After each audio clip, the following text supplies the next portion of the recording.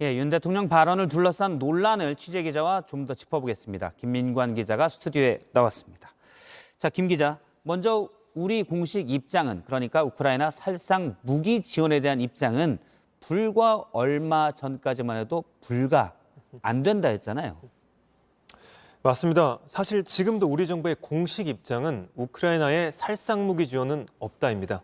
이 같은 내용을 국방부는 반복적으로 브리핑을 통해 밝혀왔는데 최근 우리 정부의 입장 먼저 들어보겠습니다. 우크라이나와 관련돼서 저희 국방부의 기존 입장이 현재까지 변화된 것은 없습니다. 그런데 최근에 윤 대통령 발언을 보면 미묘한 이 기류 변화가 느껴집니다. 예. 그 발언을 좀 모아봤는데 지난해 10월 살상 무기 공급 사실은 없다. 그러면서 러시아를 포함한 모든 나라와 평화적 관계를 유지하도록 노력하겠다.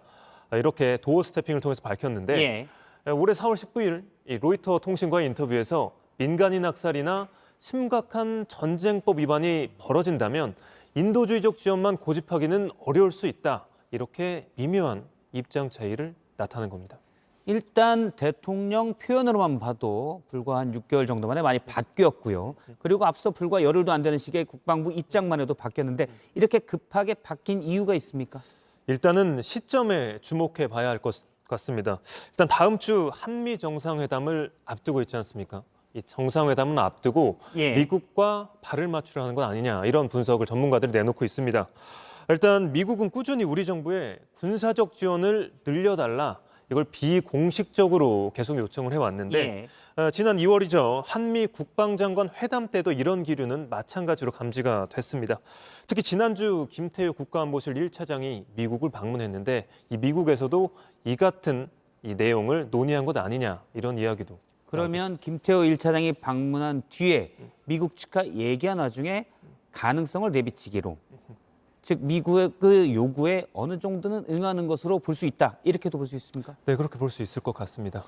그리고 이 같은 입장, 이 같은 기류 변화가 일단은 주무부서인 국방부에서도 약간은 좀 당황스럽다. 이런 내부 분위기가 좀 감지가 됐었는데 윤 대통령의 로이터 인터뷰도 사전에 알지 못하고 있었다고 합니다. 당시 저도 국방부 기자실 안에 있었는데 로이터 인터뷰 나오자마자 이 국방부 대변인실 자체에서 약간은 조금 당혹스러워하는 분위기 이런 것들이 좀 감지가 됐습니다. 이게 아닌데 이런 분위기였습니까?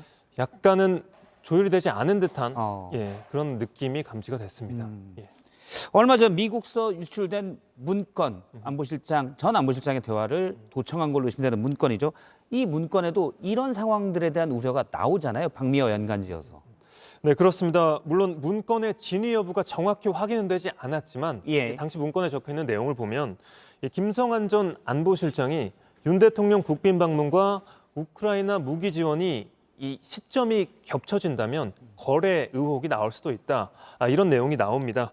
이 결과적으로 문건에 나온 내용처럼 이 정상회담과 기류 변화가 겹쳐지면서 우려가 현실이 된 것 아니냐, 뭐 이런 목소리도 나오고 있습니다. 현재 상황만 놓고 보면 그렇게 보이기가 십상입니다. 그러면 미국의 요구에 응했든 또는 우리가 그냥 그렇게 하기로 했든 인도주의적 관점에서 했든 우리는 어떤 것을 미국으로부터 받는 거죠?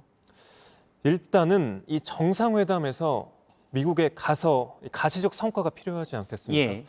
일단은 이 대통령실도 굉장히 중요한 사안이라고 언급했던 게 있습니다. 바로 한국산 전기차에 악영향을 끼칠 것으로 걱정이 되는 인플레 감축법, 마찬가지로 우리 반도체 기업에 불리한 것 아니냐 이런 우려가 나오는 반도체 지원법 등이 있는데 이 두 가지 사안이 이번 정상회담에선 의제로 다뤄지지 않을 수도 있다. 이런 목소리가 나오고 있습니다. 일단 뭐 핵 확장 억제 전략 이런 것도 있겠지만 일단 가시적으로 우리가 보는 건 아직은 모르겠다. 이런 걸로 해석해도 되겠습니까? 그렇습니다. 알겠습니다. 김민관 기자와 짚어봤습니다. 수고했습니다.